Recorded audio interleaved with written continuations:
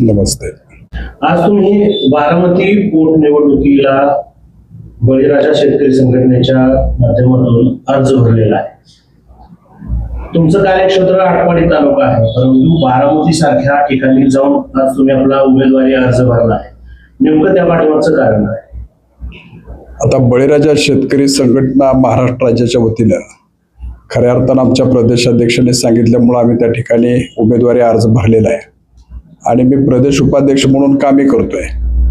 आमचं महत्त्वाचं जे प्रदेशाध्यक्षाने आम्हाला जे सांगितलेलं आहे की बाबा ह्या शासनानं जे कर्जमाफी केलेली नाही, म्हणजे शेतकऱ्यांची संपूर्ण कर्जमाफी ह्या सरकारनं दिली असती तर आम्ही थांबलो असतो, पण ह्या सरकारनं संपूर्ण कर्जमाफी दिलीच नाही आणि जे देणार आहेत त्याला सुद्धा त्यांनी निकष लावलेले आहेत.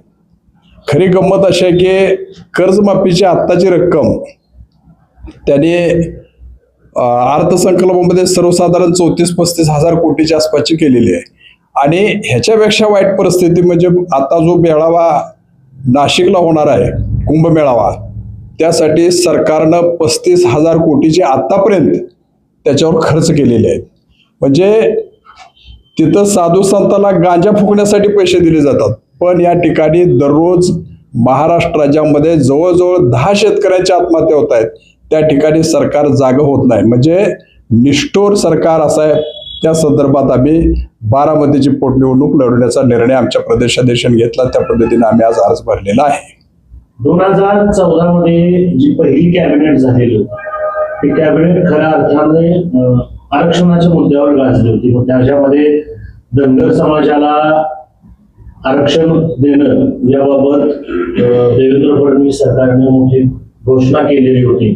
ती घोषणा हवेत उडली व त्या विरोधात पण हे आंदोलन तुमचं होतं, त्याबद्दल काय? नक्कीच 2014 पहिल्या कॅबिनेटमध्ये जे धनगर समाजाबद्दल जे आरक्षण देतो म्हणाले होते फडणवीस साहेब, ते आज तागायत ते आरक्षण मिळालेलं नाही. म्हणजे धनगर समाजाला आरक्षण द्यायचं नाही, ओबीसी विरुद्ध मराठा असा ह्या महाराष्ट्रामध्ये दंगा भडकला पाहिजे, अशा पद्धतीचे सिच्युएशन, अशा पद्धतीचं टार्गेट हे फडणवीस सरकारने केलेलं आहे. कुणालाही आरक्षण नाही, आरक्षणाचा फायदा नाही. ज्यानं आश्वासन दिलं की पहिल्या कॅबिनेटमध्ये एसटीचं आरक्षण देतो, आज तागायत त्यांनी आरक्षण दिलेलं नाही. त्या संदर्भात सुद्धा आमचा ही दुसरा मुद्दा घेऊन आम्ही त्या संदर्भात लढतोय.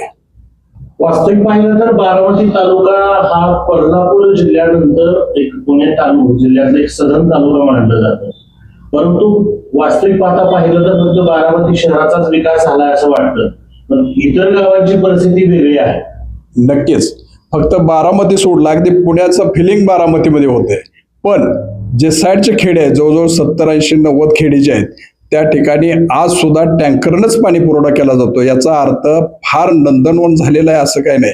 याच्या पलीकडे मी जाऊन सांगेन की त्या भागात जे 5-6 कारखाने आहेत ते सगळे पवार कुटुंबियांचे कारखाने आहेत. त्या कारखान्याचा शेतकऱ्यांचा ऊसाचा दर ठरलेला असतोय की जेणेकरून त्या ठिकाणी शेतकऱ्यांना खड्ड्यात घालण्याचं काम हे पवार घराने कायम करत आलेलं आहे. म्हणजे शेतकऱ्याला न्याय देत नाही. बारामतीची ही पोटनिवडणूक लागण्यापाठीमागचं सगळ्यात मोठं कारण म्हणजे अजितदादांचं निधन. गेले कित्येक दिवस झालं आमदार रोहित पवार हे पुराव्यानिशी अजितदादांच्या घातपाताबद्दल वरचेवर बोलतात, परंतु त्याची दखल अजूनपर्यंत देवेंद्र फडणवीस सरकारने घेतलेली नाही. नक्कीच त्यांना कर्नाटकमध्ये FRI दाखल करावी लागली, पण महाराष्ट्र शासनानं आज तागायत त्याची दखल घेतलेली नाही. याचं कारण असं आहे की ह्या सरकारमधले काय मंत्री वगैरे त्यामध्ये गुंतलेले आहेत का काय, अशी परिस्थिती, असं समज माणसामध्ये निर्माण झालेला आहे. खऱ्या अर्थानं महाराष्ट्रामध्ये FRI दाखल होऊन निपक्षपातीपणे त्याची चौकशी व्हायला पाहिजे असं आमचं संघटनेचं ठाम मत आहे. आपण पाहतो की गाव लेवलला किंवा शहरी लेवलला एकमेकाला ब्लॅकमेलिंग करणं हा प्रकार असतो. तर भाजप सरकार अजितदादांना 70,000 सिंचन घोटाळा प्रकरणी ब्लॅकमेलिंग करत होतं का, म्हणून त्यांनी शरद पवारांची साथ सोडून भाजपला साथ दिली? नक्कीच ह्याचा पाठीमागे एक पुरावा असा होता की नरेंद्र मोदींनी उत्तर प्रदेशमध्ये विधानसभेची निवडणूक सुरू असताना त्या ठिकाणी त्यांनी भाष्य केलं होतं की बाबा महाराष्ट्रामध्ये राष्ट्रवादीच्या एका नेत्यानं 70,000 कोटीचा सिंचन घोटाळा केलेला आहे. त्याच पद्धतीनं फडणवीसने सुद्धा या महाराष्ट्रामध्ये 70,000 कोटीचा भ्रष्टाचार अजितदादांनी केलाय असं वारंवार अगदी त्यांच्या मुलाखतीमध्ये चिक्की पिसिंग पिसिंग पिसिंग अशा पद्धतीची वाक्य सुद्धा त्यांनी वापरली होते. पण जर तसं खरंच असेल तर देवेंद्र फडणवीस सरकारनं अजितदादांना माफ केलं का? आणि जर माफ केलं असेल तर आमचं अस्पष्ट मत आहे, जर ते खोटं असेल तर देवेंद्र फडणवीसनं बारामतीमध्ये येऊन त्या बारामतीकरांचं नाक घासून माफी मागावी एवढं माफक अपेक्षा आमच्या संघटनेकडून आहे. नेमक्या कोणत्या मागण्या किंवा कोणत्या मुद्द्यांवर आज तुम्ही बारामतीची पोटनिवडणूक लढवत? सगळ्यात महत्वाचा आमचा शेतकऱ्यांचा मुद्दा आहे, संपूर्ण कर्जमाफी असली पाहिजे, एसटी आरक्षण मिळालं पाहिजे. हे 2 मुद्दे आम्ही घेऊन निघालेलो आहे.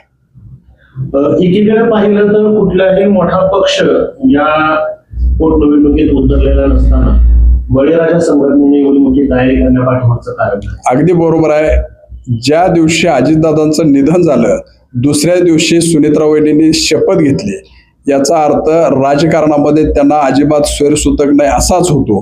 म्हणून आम्हाला नक्की दुःख आहे, पण आम्ही ही पोटनिवडणूक लढवण्याचं आम्ही ठरवलेलं आहे. इतर पक्ष काय करतायत त्याच्याकडे न जाता आम्ही आमचं ठाम भूमिका घेऊन त्यामध्ये उतरतोय.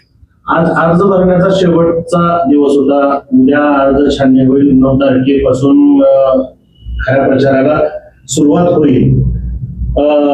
अशी शक्यता वाटते का वरून दबाव किंवा संघटनेला कोणी दबाव घेतलं तर अर्ज माघारी घेतला जाईल? 99% आज तर आम्ही सांगतोय की आमचा ठाम विरोध आहे. कारण आमचं स्पष्टच मत आहे की आम्हाला कर्जमाफी जोपर्यंत मिळत नाही तोपर्यंत ह्या सरकारच्या विरोधात आम्ही रस्त्यावर उतरल्याशिवाय राहत नाही. या अनुषंगाने तुम्ही काय आवाहन करसाल? या अनुषंगाने मी त्या भागातल्या सगळ्या शेतकऱ्यांना, मी महाराष्ट्रातल्या सुद्धा शेतकऱ्यांना आवाहन करेन की जे संघटनेशी आमच्या बांधील आहेत त्यांनी त्या भागामध्ये प्रत्यक्ष येऊन प्रत्येक शेतकऱ्याला सांगून त्या भागातली निवडणूक कशा पद्धतीने जिंकली पाहिजे ह्यासाठी आम्हाला त्यांनी सहकार्य करावं एवढीच माफक अपेक्षा या ठिकाणी आम्ही ठेवतोय.